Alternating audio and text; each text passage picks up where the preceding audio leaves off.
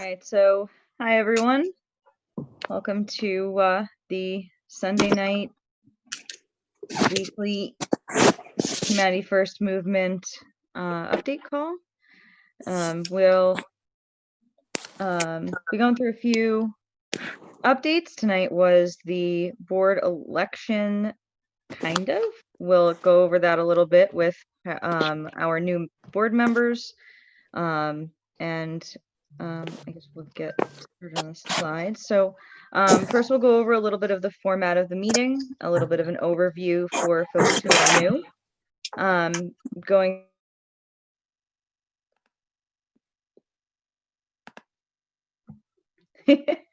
We'll be going through the interim board update, which will include the welcoming of our new board members. There will be a coalition partner spotlight with Income Movement, talking about a whole bunch of the different actions that we're going to be working with them on over the coming months. And then we'll be switching over to Suzanne Hugg, who is a candidate in Arizona. And then we'll go into our working groups and open it up for discussion.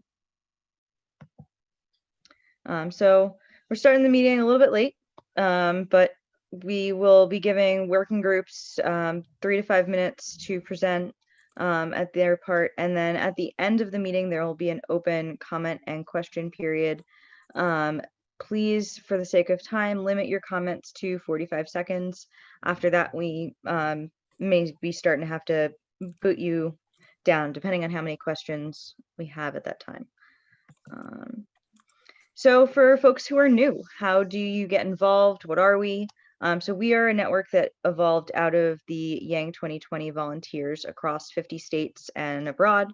We're working with Humanity Forward and a number of other organizations to grow what we have begun within the campaign timeframe and move on to being sustainable and harnessing all that energy to potentially a 2024 run for Yang and beyond in just moving the movement forward. We have split into 2 Slack spaces. We have the Humanity Forward Rapid Response Slack, which is for immediate volunteer action. So stuff like calling and for candidate support and COVID relief efforts. That's on the Humanity Forward Rapid Response Slack. And we've got our Humanity First Movement Slack, which is staying the same. It's existing just as it has. And it's for the primarily switching over to the building of the network of state and local chapters. So for wherever you are located, please reach out and reach up to get your states active again.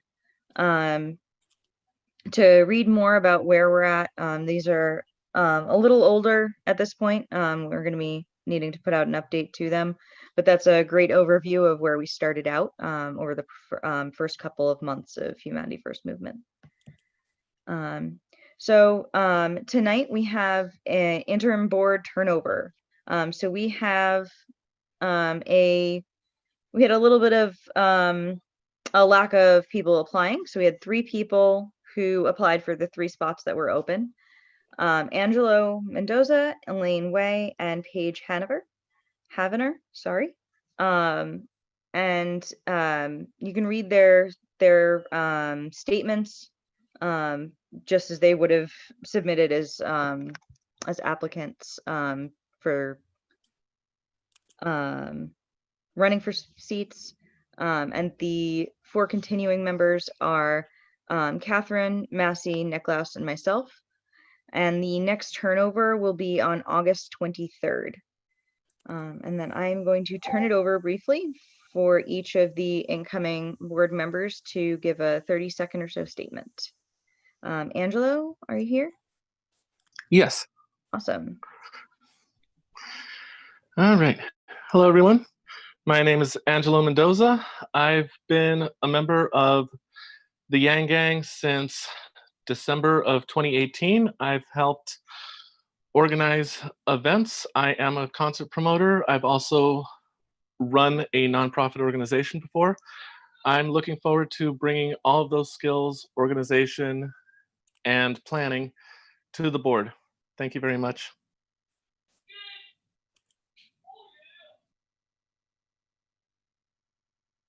All right, then let's hear from Elaine Way from California. Hey everyone, my name is Elaine Way. A little bit about me. I'm actually from the SoCal Yang Gang, one of the original leaders of the SoCal Yang Gang. Helped to plan the first Los Angeles rally, UBI March Los Angeles, National Yang Gang Day, first Yang Gang dance party, so on, so on. You know, like I'm really invested in the Yang Gang and Humanity First movement. That's why I'm here running for the interim board. Yeah, and my professional background is in organizational development and leadership. And I worked with local government and nonprofits. So I hope that my skills and abilities and experience will help our board and help our movement. You know, so that's really why I'm here, short and sweet. Thank you so much for your support. Thank you. Awesome. Thank you, Elaine. Welcome to the board. And next up is Paige Havener from New York. Hi everyone, I'm Paige. I live in Brooklyn. You're a little bit low. A little quiet. There you go. Okay, hi. I'm Paige. I'm from New York. I live in Brooklyn. I've been involved with the New York Yang Gang since about this time last year. I'm really excited for the opportunity to work with the board and contribute any skills and organization going forward. I've been involved in, of course, the New York Yang Gang, but I also got to be a ballot access and operations fellow in the New York headquarters for the Yang 2020 campaign, which was really exciting. I got to see some of the behind the scenes campaign stuff as well as the volunteer side. So it was really exciting to kind of be able to bridge those communications between the two groups. And I'm hoping to kind of bring those skills forward. I also recently, for the past few months, have been involved thanks, Kim, with the Herzog 2020 campaign in New York, which was really, really exciting to get to see some local stuff. So also hoping to bring those skills. Thanks, guys. Awesome. Thank you for all three of you. I am happy to welcome you to the board. I think that your experience is going to definitely help from all three of you. So thank you for coming on. And then I am going to turn this over to Stacy from Income Movement. Is Stacy here? I am. Yep. Awesome. Just let me know when you want me to click slides. Okay, cool. I'll try to be quick here because I know you guys have a lot to cover. Income Movement has been working with a large kind of coalition of big organizations to design and develop a series of actions and volunteer opportunities for the next 6 months, kind of through the end of 2020. And so we've kind of gone through a series of meetings and conversations to kind of add to and create a comprehensive set of actions.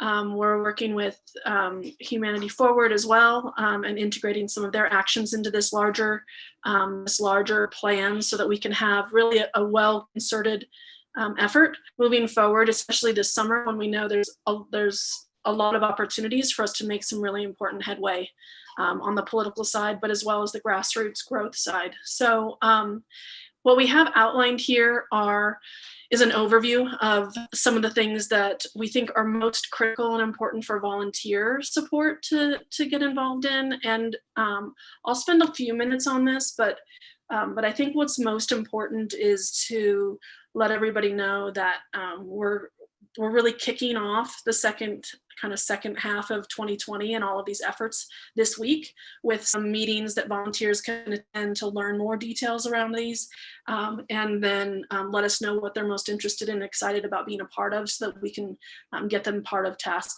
forces and project teams for some of these efforts. We have the grassroots growth side. We have our ongoing COVID grassroots action plan. This is what's outlined on bailoutthepeople.com. Some of you guys might be familiar with that. This is really about pressuring Congress to pass emergency UBI as part of our COVID stimulus plan. We know that July, based on conversations that we've had on the Hill, July is actually going to become a pretty hot month for Congress to pass the last stimulus bill. Democrats are really, really wanting to put an enormous amount of pressure on the GOP to do something about this. We all know at the end of this month, most of what was put into place as part of the CARES Act is going to be gone. The additional support for rent, the additional support for unemployment. So there's a real, we know we're approaching a crisis moment pretty quickly. And so we're going to be putting a lot of energy specifically into this set of actions, writing letters and signing petitions to leadership. We're going to hand deliver those on July 11th as part of the a series of marches where we're going to the homes of senators and representatives and delivering demands that Movement for People's Party has outlined. We're writing letters to the editors and local papers for some very targeted and specific senators that we're trying to push and sway. We're calling senators on very specific and targeted days, designing and creating specific social media campaigns to get some things trending, so media can pick up on some of these things. And really, in many ways, what we're trying to do around this is we have relationships with lobbyists and policy people on the Hill who are having backdoor conversations with senators and representatives and really applying pressure kind of in those forums. And we want to apply the exact same amount of pressure with the same language and the same ideas and same asks from the constituent and grassroots side, as well as the social media side, the press side, kind of all of those things. So we have, you'll see in a moment on the next slide, there's going to be links to a PDF that's just an overview of things, and we can talk in a moment on the next slide also about how you can sign up to be part of the next kind of more in-depth conversation about these actions. We have the Basic Income March. This is our second annual. I know Elaine mentioned that she was heavily involved in an LA event last year. Many people on here, I see familiar faces, were also involved. So we would love to have people either sign up to host an event, there isn't one already planned in your city, or volunteer to help organize events that are happening, or simply attend and promote that event to try to get numbers up. We're definitely seeing Europe has targeted 100 cities to participate this year. Canada has targeted 20. Last year we had, I think, 22 cities participate. We'd love to increase that. And so it's really a great opportunity for us to kind of each year to take a moment, take a day together to help show and demonstrate to the globe, really to the world, as well as our local communities, how large this movement is. So it's a really kind of key event moment for all of us to rally behind. We're also kicking off some political impact work. Specifically, one of the areas is establishing UBI as a political movement, making the shift both at a grassroots level, so participants in supporters of UBI, making the shift from supporting a single candidate and campaign like Andrew, and thinking about what are the larger implications to actually building a movement and doing the work to get a majority in Congress to pass UBI. So establishing us in that form is really an important first step. We want to do that internally with all of our amazing community members, but we also want to start helping the media and the political establishment understand that we're a strong political party, a highly engaged, high voting group of people. And so we have two pieces to that.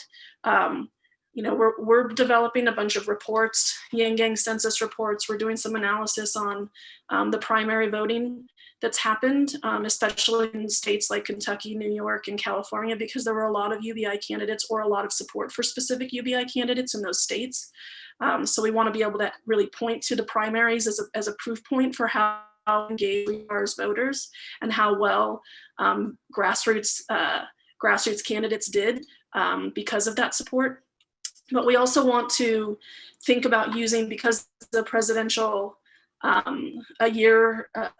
campaign year for presidents, and we have the conventions that are going to happen this summer, we want to be applying pressure to certainly the DNC and Joe Biden to take a public stance on UBI.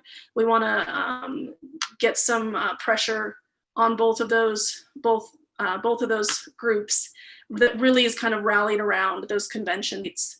And then the candidate side, obviously, a lot of you guys mentioned already that you've been involved in supporting candidates through the primaries. We also think that, and there's some candidates who have moved on to the general. I know right now Blair Walsingham and David Kim are for sure going all the way to November. We want to make sure we get a lot of support behind them, as well as some of the remaining candidates out there that are still running in their primaries that have late primaries this year. But there's also, I think, a second piece that will start to kick off a little bit later in the summer, which is how can we target candidates who are going into the general in very tight races, who maybe don't currently support UBI, but do support other economic justice initiatives, and start to target those people and get them to adopt UBI as part of their platform prior to the November elections, as a way to really start to get more people to recognize that, if they're in tight races and they just need 3 or 4 points, that supporting UBI might actually get them a win, which will obviously greatly establish and strengthen our position as a movement, as a political movement. So these are the things that we're kicking off in specifically in July. The COVID grassroots, it's really all going to happen in July because it's very time-based. The basic income march isn't scheduled until September, but we want to kick it off now because some of these larger events will take some real time to organize. They have speakers involved and permits and, a lot of different things. We do have for the basic income march, just so that you all know, we have a wide variety of types of events we are supporting this year because of COVID and social distancing. So historically they've been marches, but we're supporting things like car parades and a variety of other events that will make it so that we can still practice social distancing, but have a significant public social showing around this. I think that's everything on this slide.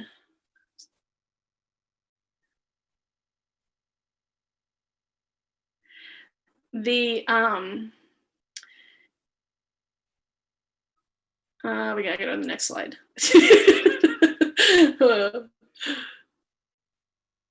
Sweet.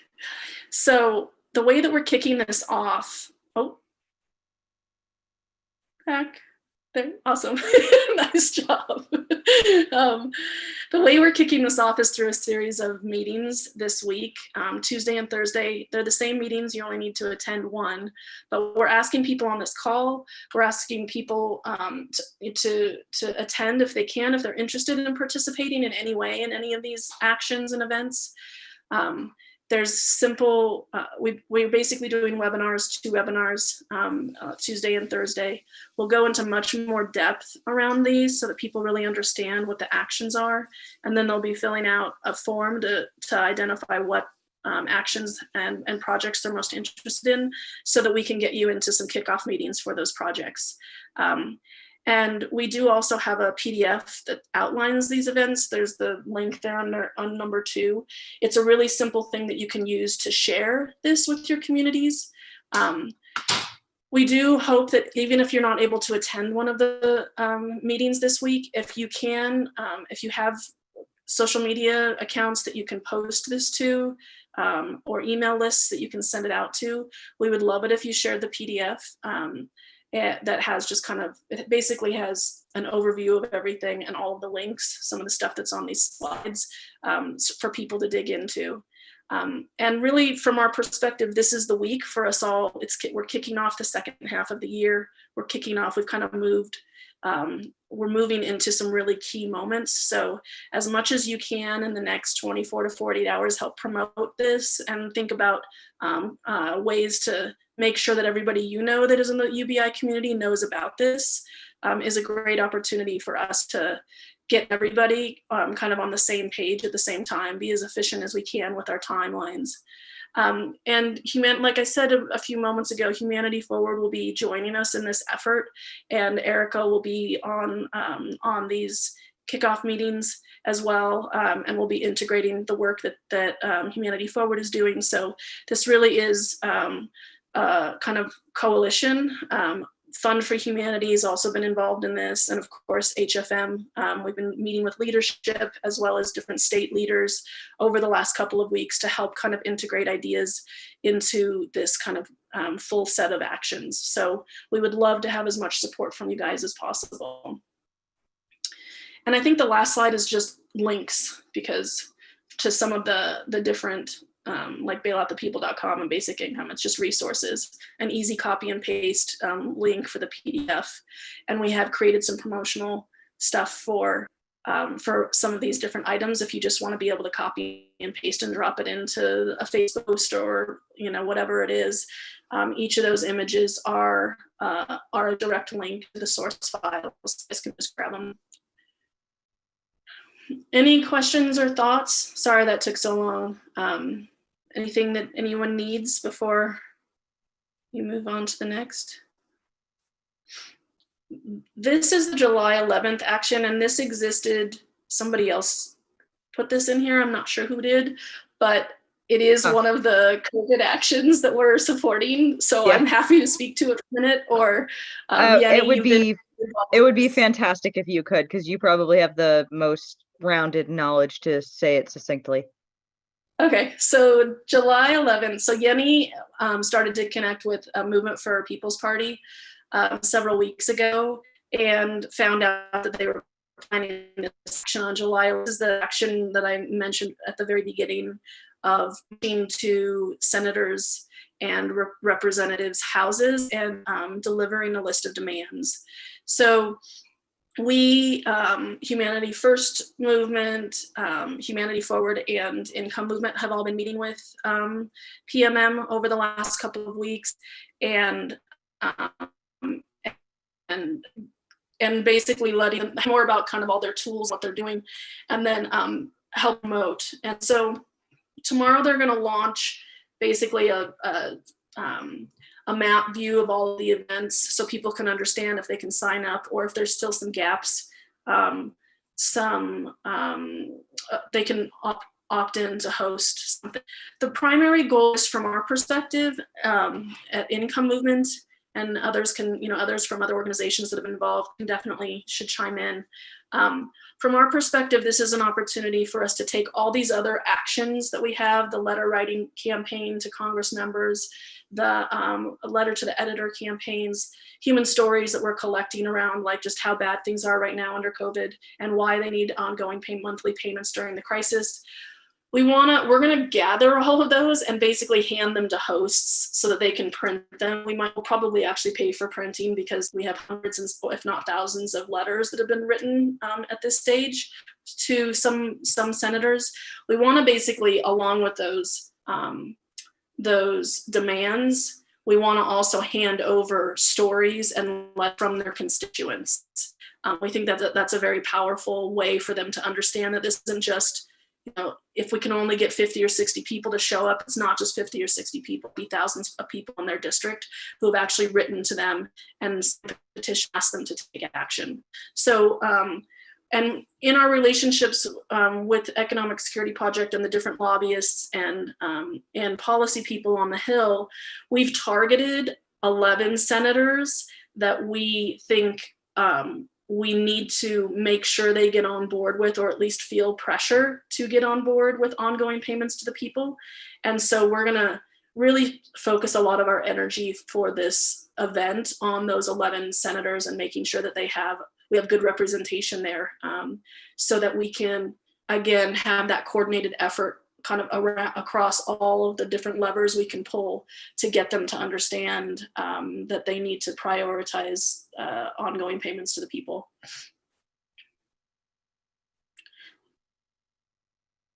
Is that good? If you guys have questions, definitely ask. Okay, sweet. Yeah. Thanks, you guys. All right. Thank you so much, Stacey. That was a far better overview of it than I was going to be able to do. Next up, we have candidate support. We're going to go over this briefly before we go into Suzanne Hugg, our candidate spotlight for the week. So who is giving the candidate support? Is that, I can do it if there isn't someone on Oh, the wait, I have to refresh. response. Thank you. Refresh. Sorry. I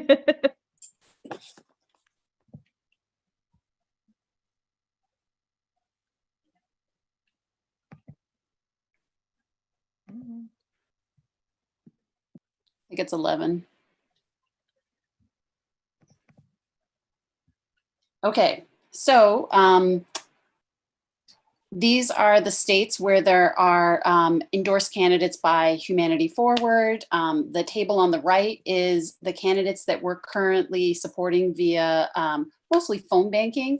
And if you join the HF Rapid Response Slack, there you find links and one sheets and details about the candidates that we're focusing on. Like for this example, this weekend, we had a real focus on Alex Morse in Massachusetts and kind of blew out their calling numbers.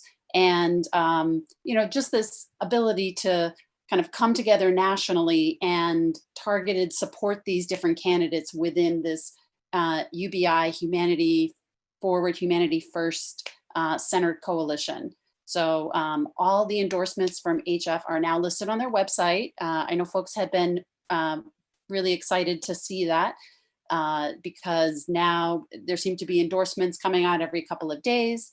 And we still have meetings on Fridays, not this coming Friday, but the following Friday, to collaborate as states that are looking to endorse local and state level races. And when we get to regional organizing, they're going to kind of present that template materials that Massachusetts shared around that. But there's lots of, lots of candidates popping up. And if there's any, you know, in your area that haven't yet come to, you know, into our network, please bring them in so we can support you and support them. All right. Awesome. Thank you. I just wanted to add a quick thing in there. I got word from Texas that they have a candidate that HF had endorsed, and they're looking for phone bankers for that as well. It's a district that has been historically red, but it's right north of Austin, which is becoming very blue very quickly with the amount of people moving in there. So it turned blue and very purple in the primary. And there's a runoff election happening, I believe, July 16th. And so it's a great opportunity to get an HF endorsed candidate to win the runoff, as they were right neck and neck for first place. So another person maybe add to the list. Yeah, I think he said July 6th. I think it's July 14th. Oh, my Yeah, bad. she's on here. It's Donna Imam. Yeah. Okay, also, I didn't see that list right there, but yeah. Yeah, also. I'm blind right there. My bad. Yeah, also on the Humanity Forward Texas front, we actually just had our, obviously a formality because we already know how we were going to vote, but the board just unanimously approved voted to support Donna Imam fully.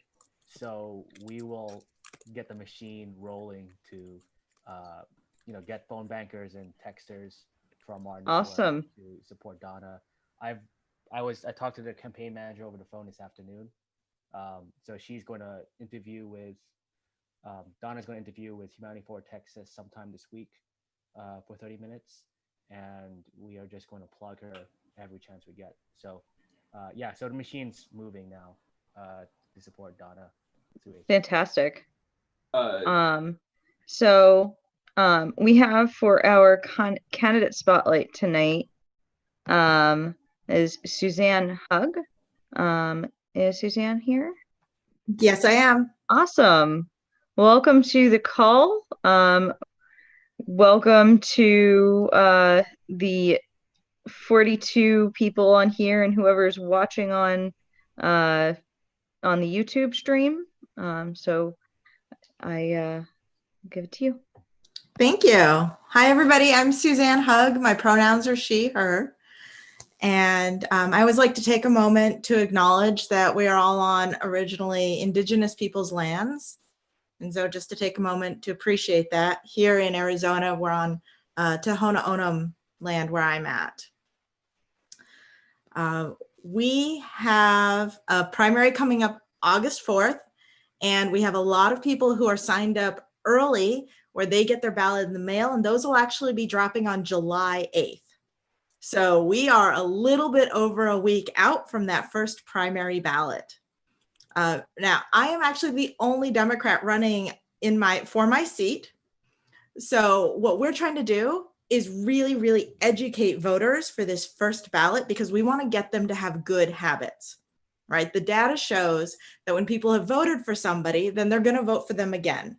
So this primary vote is really important for building support and for showing strength. Because here's the thing, in my race, it's the top two people who win. And we've had 2 GOP reps for as long as this seat has been here, right? A Democrat has never held this seat, and certainly not a person of color. So this is going to be groundbreaking. And the first step is explaining to our voters, independents, Democrats, whoever supports UBI and whoever really wants to put people first again, that I need them to just use one vote, right? It's called a vote smart strategy, because if they use the other vote for one of the Republicans, both of them are going to get ahead of me.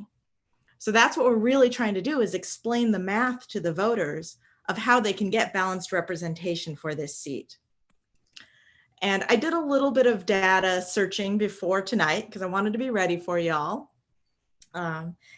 Since I was endorsed by Andrew and Humanity First, my fundraising has gone up 329%. I just want to let that sink in for a moment, because I've been working hard, right? I make phone calls and I send messages. 329%. So thank you in every way that I can. The Yang Gang is incredible. And I know that your hearts are in this and you're working hard, and this is a hard seat, but we're in a lot of hard races, and I know everybody here is doing it for the right reasons and they're giving it their all. So I'm trying to break $10,000 on the quarter, and we are about $950 away from that right now. So if anybody wants to give or can give or wants to bully somebody they know into it, please do. That would be an incredible marker of not only strength, but it would give us the resources to send lots of texts, to send out all these, to do these calls, and to get in touch with these voters.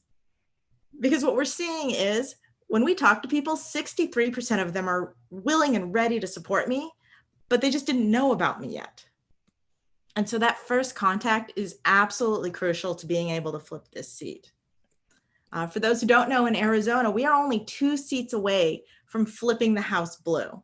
So kind of like what Virginia did in 2019 and has been a huge boon for that state. They were able to pass the Equal Rights Amendment and get a lot of really good legislation and voter rights protections done right away. That's what we're looking to do in Arizona this year. So not only is it a battleground state for the presidency, but even for our local politics, that would be one more state that we could protect and get common sense stuff in there again. One of the things I want to do, obviously, is get UBI to people. And for our programs that we already have right now, we've got too much red tape, right? There's all these hoops you have to jump through and things you have to do. And then you finally get some assistance and it's on this card that only lets you buy things certain places. I really want to make that just cash for the people who need it. So I appreciate everybody who's been supporting me so far. I've gotten to meet a bunch of you in Yang Hangs and stuff already. And if you're able to help, please do. Follow me on Twitter. You should have it somewhere floating above my head. It's @HugMesaAZ. My donation link is on there. If you can hit me up, $5, $10, $50, I would love that. We're really trying to get in by the end of the quarter, but let's get this done. Arizona is a really exciting state right now, and your support is absolutely critical. So thank you. Thank you so much. Suzanne, when is that end of the quarter? Is that the end of this month? Yes. So we've Awesome. got like 2 days left. Oh, the Yang Gang could totally knock this out. We can get a Yang for you. It's less than $1,000. So, yeah. Like, I please. just donated $25 while you were talking. Thank you. Whoever said that. that I didn't see a name. Thank you. Yes. Sounded like Hexel. I'm gonna donate 15. I love you all. Yes. Awesome. So Thank you, we Paige. will, Do that too. well, maybe we do it on this call even. That would be awesome. We could just do it right Um, now. Does anyone have any Um, questions for Suzanne?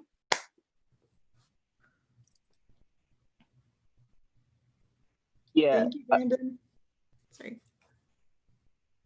I have one. Suzanne, what are some of the biggest impacts you think you can have in the Arizona State House for the state that lines up with Andrew's vision? Whether it's like a democratic reform issue or some of the economic stuff that you can enact. Yeah, absolutely. My degree is actually in economics, and I'm a small business owner. So I'm very, very tied into the economic health of the state. And right now, though, that economic health is not representing people's health. So my big issue first is education. I know it's something Andrew believes in really strongly. Arizona right now is between 48th and 51st, depending on what you look at in education. And a lot of it is our schools' funding right now is tied to test performance, right? So the schools that really, really need help are getting the least money. First thing I want to do is unlink that and set a floor for our schools. And I want to make sure all of our staff and everybody working in our schools is making at least $15 an hour minimum. So that's just like some first day one things that we can get done. I had a question about your another school issue is I wonder, I live in Indiana and we tie our school funding to property taxes. Mhm. I was wondering if they do that in Arizona and what like your stance on that would be. Our schools are also partially funded with property taxes. Really, we just need to invest in our public schools in a wholesale way that's just much, much stronger. And I think that we've seen tying it to some of these different things has been hurtful, right? Because the places that are more affluent, who don't need as much support, are getting a ton of it. And then the areas that are struggling, where there are kids that are homeless, and this might be the only hot meal that they get, and their teachers are paying for their supplies out of pocket, they're not getting those funds. So I really want to treat education as the great equalizer that it is and get every student equally funded. And so that all of our schools can thrive, including rural schools. I need to get them broadband. Like that's another big thing I've got. I want to make sure that everybody can get tech, can get connected, and really just bring everybody up together. All right, we have Angelo and then Andrew L. All right. Thank you. So, Suzanne, can you talk about your plan for voter engagement and communication? Certainly. I've got a customer service background as well. I used to work the phones in call center. I don't know if any of you have ever done that, but I actually loved it. I loved taking 100 calls a day because I would talk to somebody who really needed help, and I could look at the situation, figure it out, and get them a solution. And I want to bring that concept of customer service back to people. I think that your government should serve you as their customer. And I know that's not how we're treated right now. So for voter engagement, I'm a Mesa mom. That's a lot of the people that we're talking to, our families, small business owners. And we also have some changing demographics of it's not quite as monotone white as it used to be here. We have a lot of Asian population growth.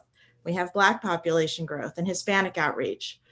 So we are actually working with, I have a Hispanic coordinator who's going to be translating things into Spanish.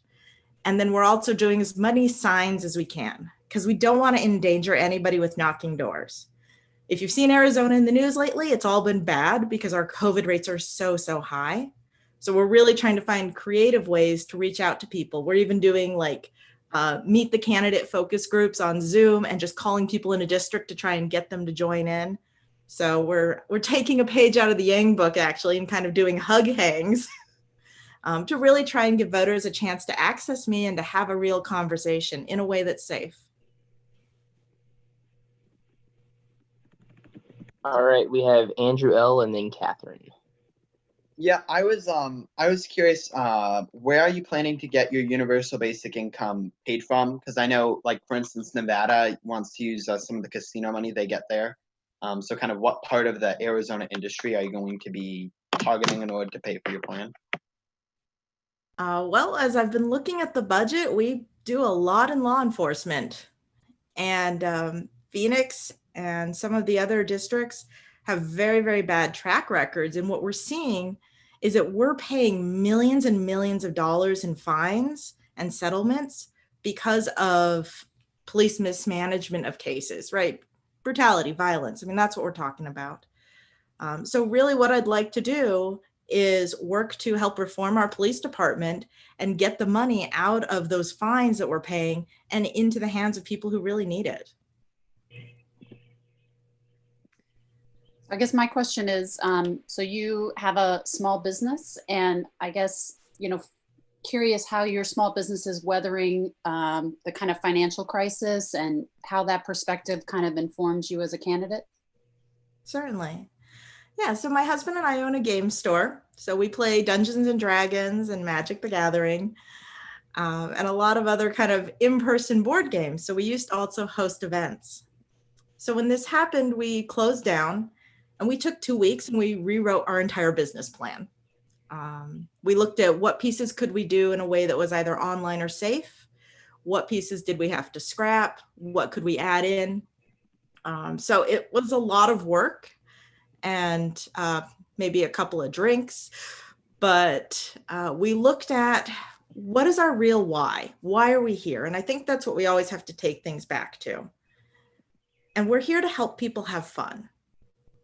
So what we found was by offering curbside pickup, we were able to socially distance just like restaurants were, and to let people come and get their new D&D books, get their monster manuals, get their little beholder figures. If you don't know what that is, they're amazing, look them up.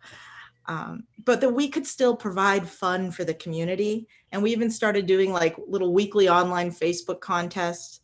So still giving ways for people to engage, but also doing it in a way that was safe. And now we're always mandating masks if somebody comes in, since we were able to reopen. So really putting safety first, but also sticking to how do we help people have fun?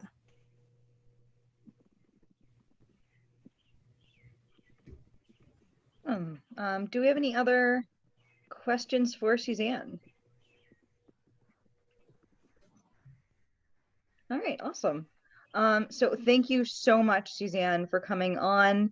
This was fantastic. Learned a lot about you, and I hope everyone will check Suzanne out online on her website, follow her on social media, share that that donation link so we can get her over that $10,000 goal. And thank you. Thank you so much. Congratulations to all the new board members too. And just thank you, everybody. Everything you do really, really matters.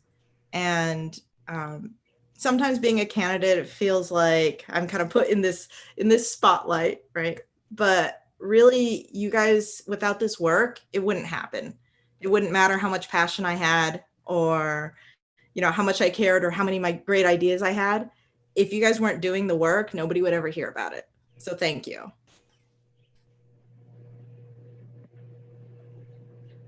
Okay. Next up, we have COVID relief.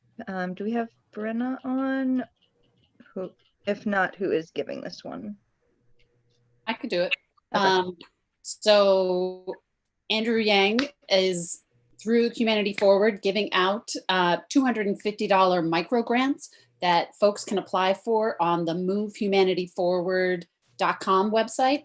And most of those people get emails and texts, and they're able to verify their PayPal information and get money quickly. True, there are more people who have applied than there are funds fundraised yet. So you can also donate money at movehumanityforward.com to kind of keep that cycle going and help your neighbors. But there is a small subset of folks that have trouble getting their PayPal information sorted. And so that's who the COVID relief phone bankers are calling. So there's a self-training link that bit.ly/COVID caller training, and very simple training, but this is totally different than a lot of the other phone banking. These are people that signed up. They're people that really, if you needed $250, saves the day. Like, you are making people's day by calling them and helping connect them with this. So if you want to do something that just kind of warms your heart in the middle of like all the kind of craziness happening right now, sign up, join this awesome team that is growing of COVID relief phone bankers. So thank you for considering this. Just wanted to add something to that. Thank you, Catherine, so much. I just wanted to add that the beauty of this is normally when we do phone banking, we're doing an ask of the person. In this case, you get to give them something. So it is definitely a pleasurable experience, and we welcome anyone that wants to come over and have that experience with us over the COVID relief. Thank you. Thank you.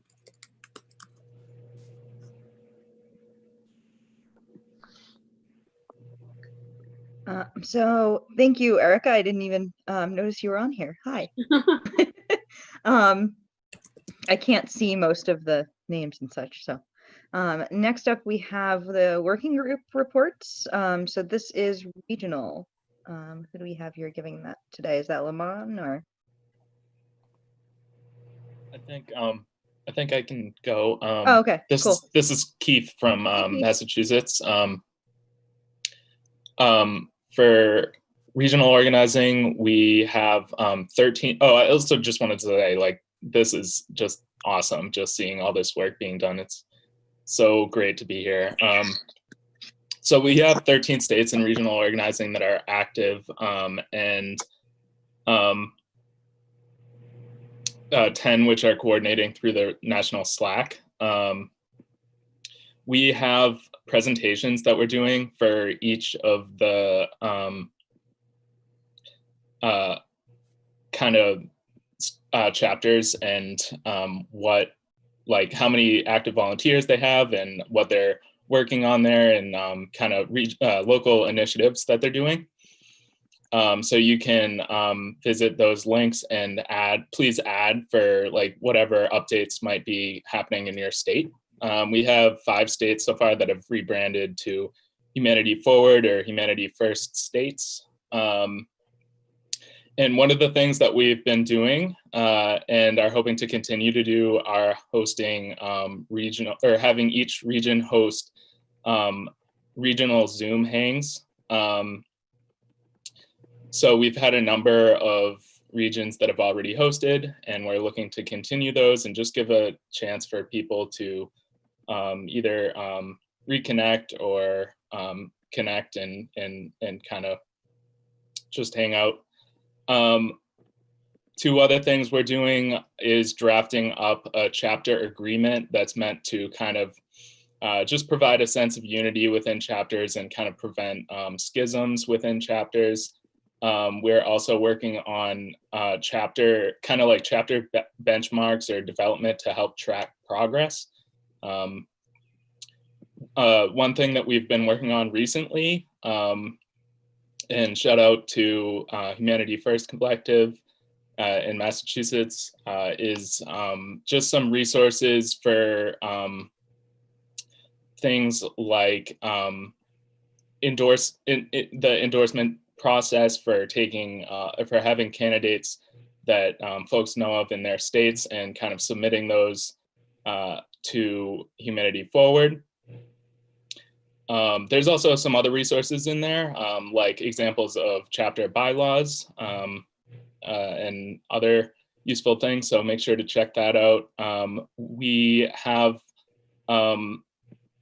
are looking for 2 state reps to the national level, just to kind of help report back information about your state on a regular basis. So if you can please join us in the regional organizing channel, that'd be great. We have bi-weekly meetings Wednesdays from 7:30 to 8:30 Eastern time. And then I think we might have just one other quick slide after this.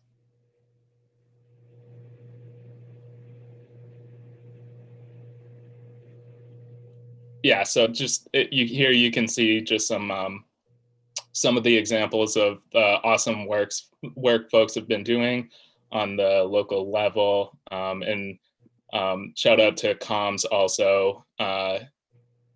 You've been doing awesome, you know, like highlighting some of that local work. Thanks. Awesome, thank you. So just before we go to comms real quick, if anyone is in one of those states that is not on those lists of things that are already engaged, we would really, really love to hear from you.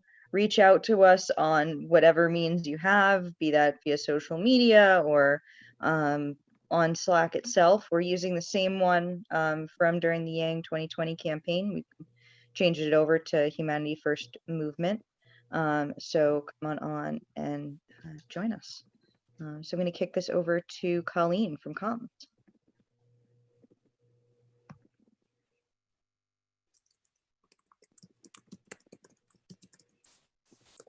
Colleen, are you muted? Okay, hey. There you go. So, hi, all right. What we're doing now is we're promoting candidate support on all our social media platforms, Twitter, Facebook, Reddit, Discord, and YouTube. So right now, you don't need to be looking at the slide. I would like you, if you use Facebook, would you go over to Facebook, to facebook.com/HF Humanity First Movement, and that's our Facebook page. And if you're on Twitter, go to HF Movement at Twitter and start following us. And if you're at Facebook, like the page. And if you're at Twitter, you'll see the top tweet is from Income Movement. It's the page where we go to bail out the people to sign that letter Stacey was talking about that pressures your congressperson to pass the HEROES Act. So if you're on Twitter, retweet that. And if you're on Facebook, it's the top post, it's the pinned post. So if you're on Facebook, share that to your wall or share it to a friend. Okay, so it's things like this we want you to do every day. All right, next, go subscribe to us on YouTube. You just go to tinyurl.com/HFM subscribe. And this is streaming right now on YouTube. So you can go later also. And we need 100 subscribers to be able to put our name in the YouTube link instead of it being a bunch of numbers. So help us hit that 100. What are we going to get tonight? Like 60? That would be awesome. Yeah, we're getting there. All right. And finally, would you post in chat the name you use on Facebook or your Twitter handle? Everyone do that. Post it in chat.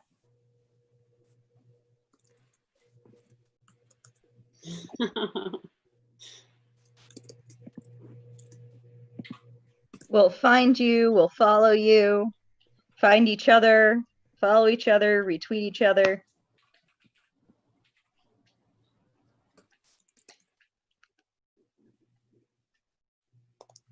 Phase the potato. Good. Good. Continue. Everyone's doing it. This is great. Okay. Find a random person on Twitter and start following them now. Okay. And then find a random person who's on Facebook and send them a message. Tell them if you're going to be at the Income Movement's update call on Tuesday, 5 p.m. Pacific, 8 p.m. Eastern time, or if you're going to be at the call on Thursday, 5 p.m. Pacific or 8 p.m. Eastern time. And so make that connection when you DM this person and see if you can bring a friend to that meeting with you.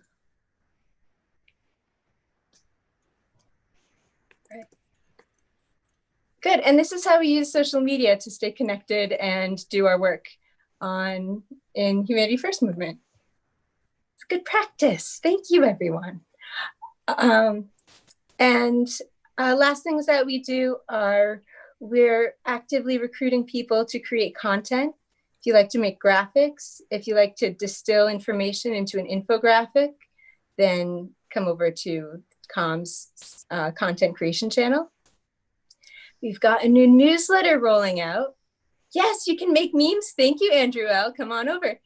We have a new newsletter rolling out, and ongoing, we'll be looking for writers to write copy for the newsletter. Comms meets 6 p.m. Friday. We're skipping next Friday. Have a happy 4th of July weekend, but we'll be meeting the following Friday. All right.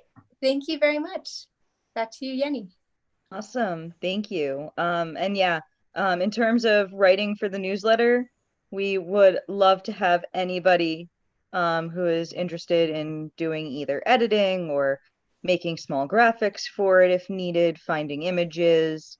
Anyone who's interested in helping out with any of that, please get in touch. We want to send out newsletters weekly if possible. So we need your help to help make that happen. So next we're kicking it over to diversity and inclusion. That's, I believe, Kiara, are you on? I sure am. Hello, everyone. This is Kiara.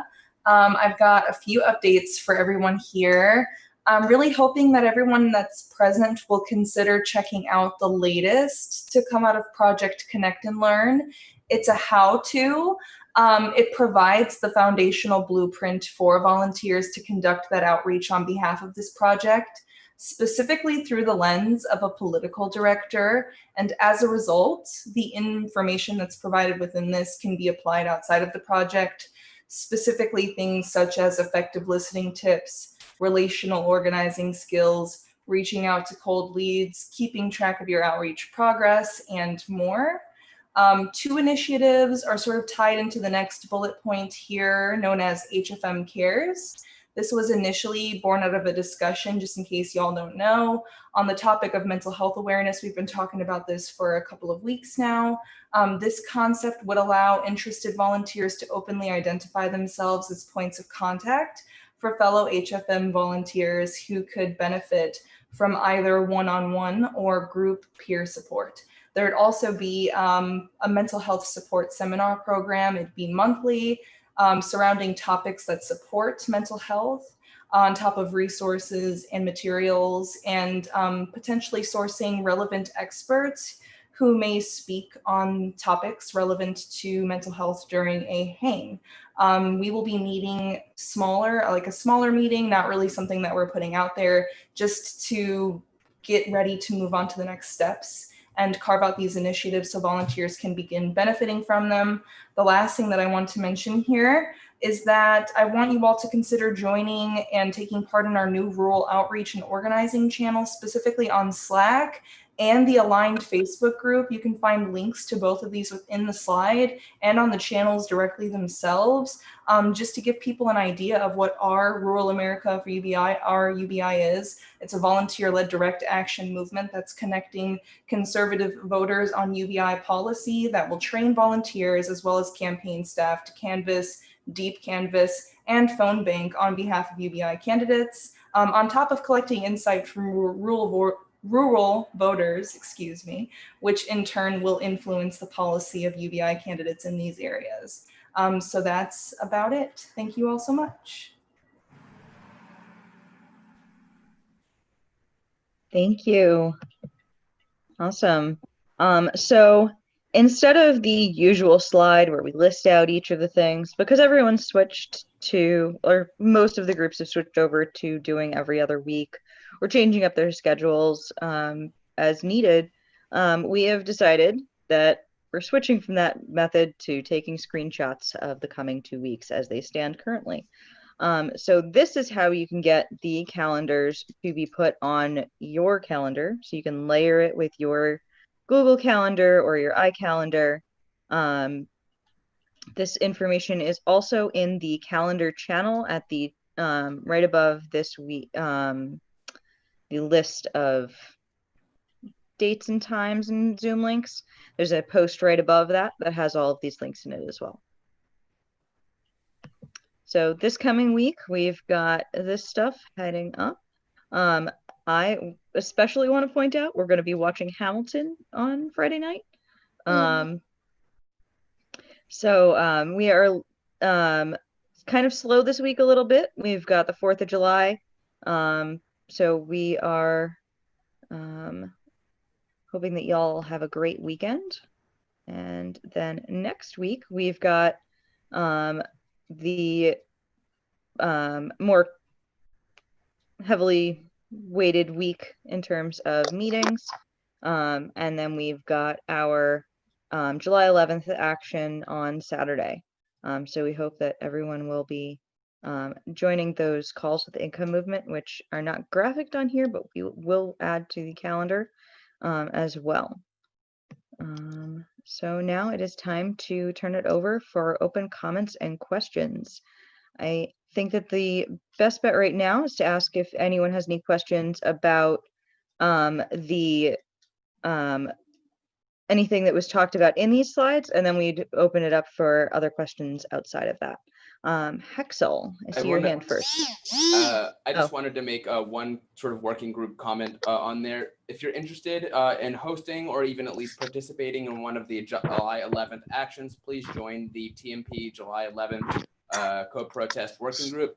That's where all the information about that event is going and being put down inside the Humanity First Movement Slack. A ton of good info and a ton of good docs, and they're really well prepared, very well thought out. And if you decide to take the host or even take the small part of the hosting, it's gonna have a really big effect because we know what we're doing. These people know what they're doing. So join, help out. Love y'all. That's it. Nice. Thank you. Awesome. So Hexel. I know these are supposed to be questions on the slides. I don't know if this technically counts on the slides because it's on the state update slide. I had a question about what Massachusetts did for ranked choice. I saw in there, and I remember Catherine here brought it up last time we talked about how Massachusetts Humanity Forward was working with that chapter of Fair Vote to get the petition signed. And I read the press release. It was a success. I'm curious, I want to share that story with our own group so they can get an idea of what's possible. My question is, how much can we accurately credit Humanity Forward with that petition initiative? Like, are we able to affirmatively say we got involved and they went from this amount to this amount, or is it just conjecture that we helped a lot? I mean, I'm sure we helped a lot.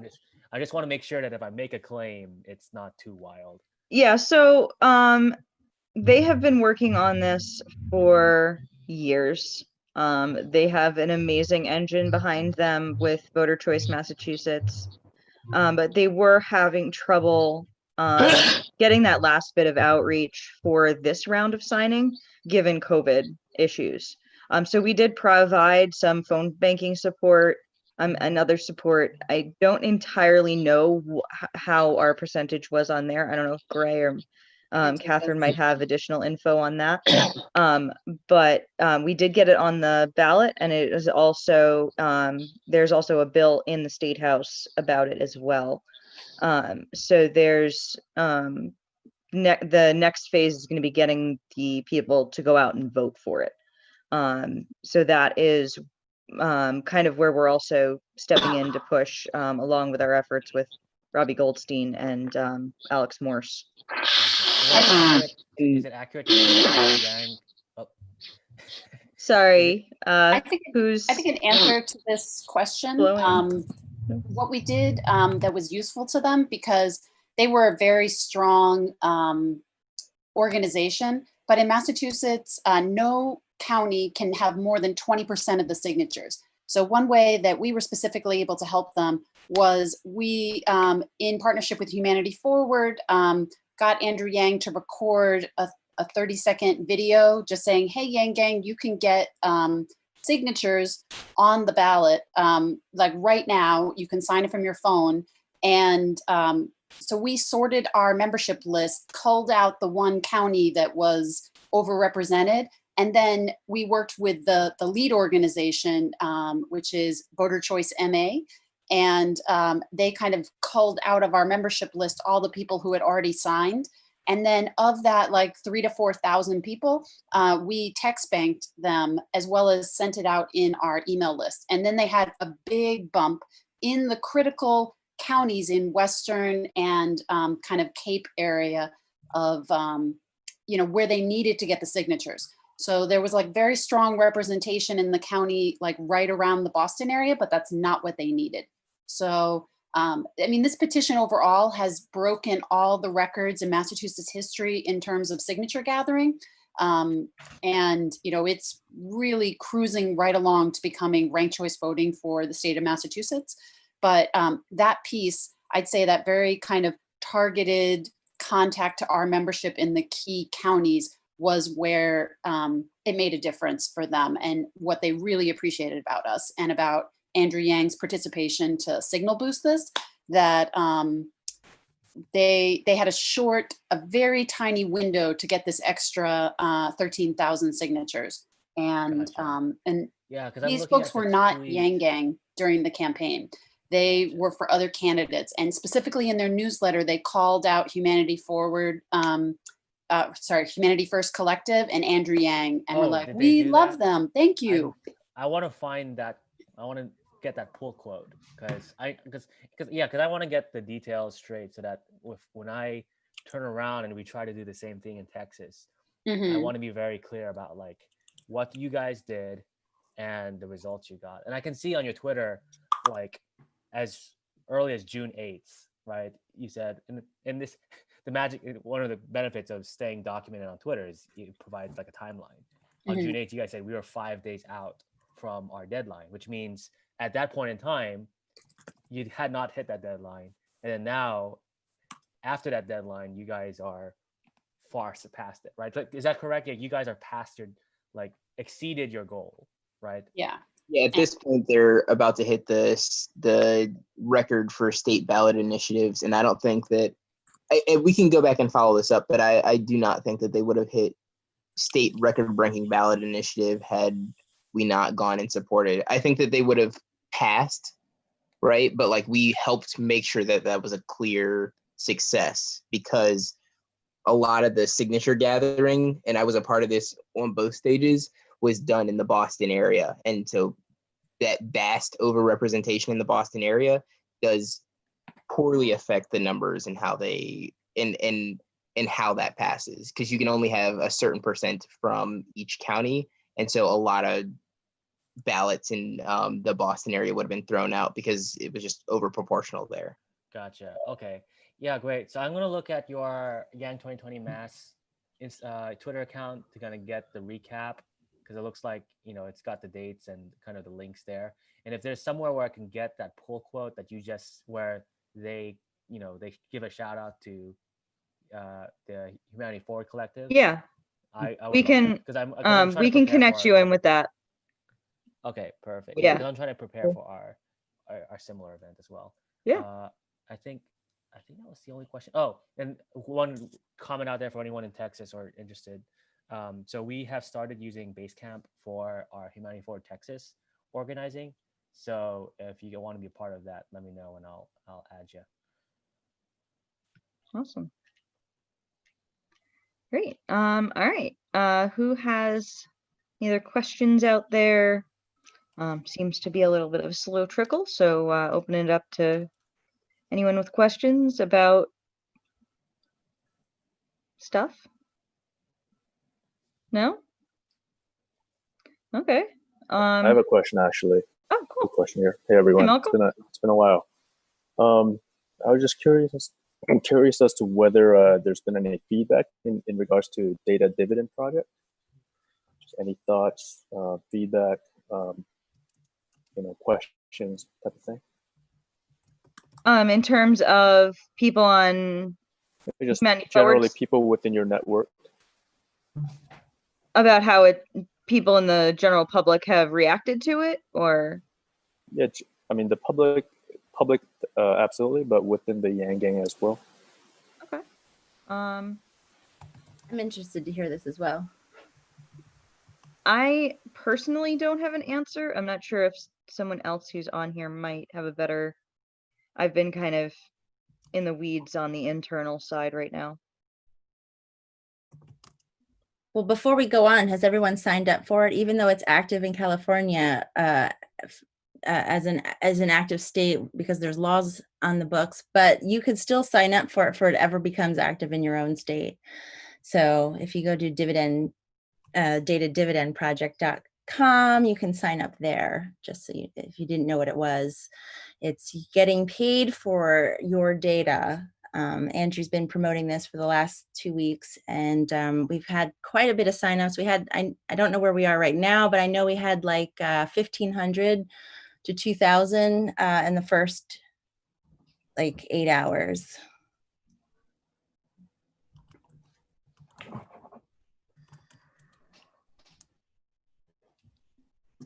Nice, that's awesome.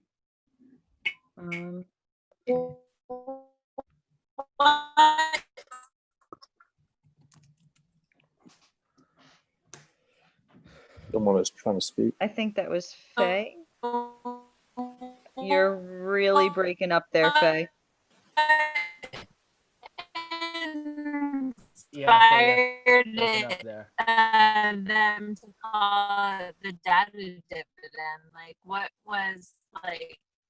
I mean, I think that's what we should be calling it. But is there a way that we could also? Oh, no, sorry. Oh, you're coming through. I didn't get to hear the question. So I believe the question there was, what was the inspiration or reasoning behind Data Dividend Project, calling it that? I'm not entirely sure what the rest of it was. But I believe Angelo already asked Faye to put it in chat, so we can probably read it out for her. And then Elaine had a question as well. Is there, like, what's the legal action being taken when people sign their kind of to authorize Humanity Forward to act as their legal agent, and what's like the timeline on that?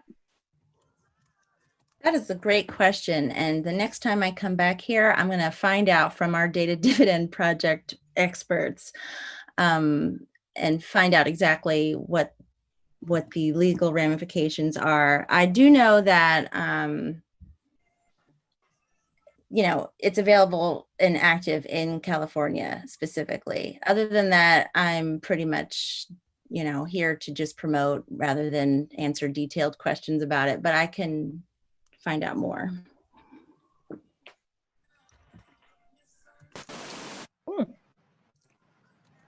Thank you. So do we have any? I'm sorry. As for the name, I think it's kind of related to how we had the freedom dividend. It's just similar, except now we're dealing with data. I think it's kind of obvious that he really wanted to promote the idea that it belongs to all of us in the form of a dividend.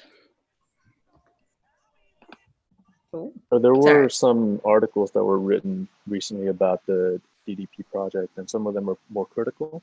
Yeah. I think generally within the Yang Gang, we certainly have a mindset that it's something that we care about and we want to push for, even if it's not perfect. But there has been a lot of I wouldn't necessarily say a lot, but there has been a certain amount of resistance.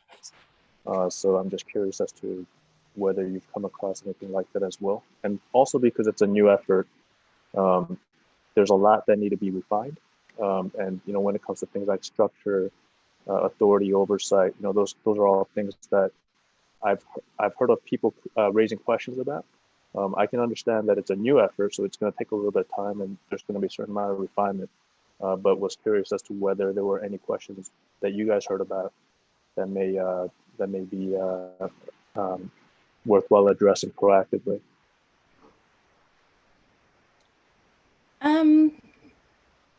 I would say that that our team is looking at the criticisms just to make sure that we're not missing anything. And of course, it's a new, just like you said, it's a new project. I really can't speak to the legal matters around the project, but I do know that we are aware that there's some complaints about it or criticisms. Specifically, I think I saw one in Forbes, but I think that's where I saw it. I'm not, but I was just happy to see that we were in Forbes. So, you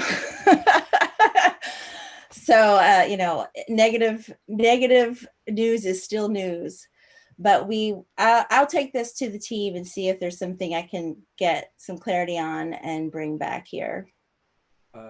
Michael, I'll just add one quick thing. I saw an article in Vice, and sort of their main problem was that, you know, like, this isn't revolutionary, you know, this is, you know, just, you know, doing some, you know, basic stuff. And I think, you know, our argument is like, being a revolutionary was never Andrew's brand, right? No. His brand was like, let's do you know, have big forward thinking ideas, but our goal is not to try to, like, you know, burn down the old system and drastically change everything. It's like, all right, let's do something that's good, concrete, and that will get our, you know, foot forward. Everyone thinks, oh, this is better than how it was. Okay, let's keep doing this, rather than just like go all in on some big thing. So to me, I think that's, I found as a useful way to push back on the people who are saying, oh, this isn't enough money. I think it's the idea is just to get people used to the concept of, you know, owning your data and deserving something from it.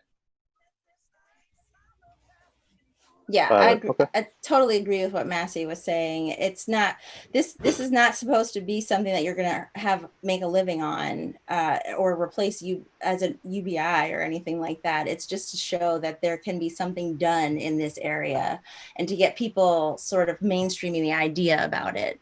So it's not a solution to an ultimate problem. It is an exposure to a possible solution. Either deafened or muted. It's really good. I love how we're having intense conversations on bipartisan. Hey, if you want to make it a hard, intense conversation about youth engagement in politics, I'm sure we can arrange that. All right, I'm game. Let's go. What do you want to do? What's happening? Who need to be muted. Separate breakout room. Yeah. So the board is actually going to go pop over into a breakout room. I believe at this point we're going to transition over to a hang. If anyone else has questions for stuff, I am asking Gray if you'd be able to hang back to be the host in the room while we're over onboarding the new board members. Would you be okay with that? Okay. Awesome. So thank you everyone for coming. Carlos can swap off the YouTube. Thank you everyone who watched the stream. Yeah, I hope you all have a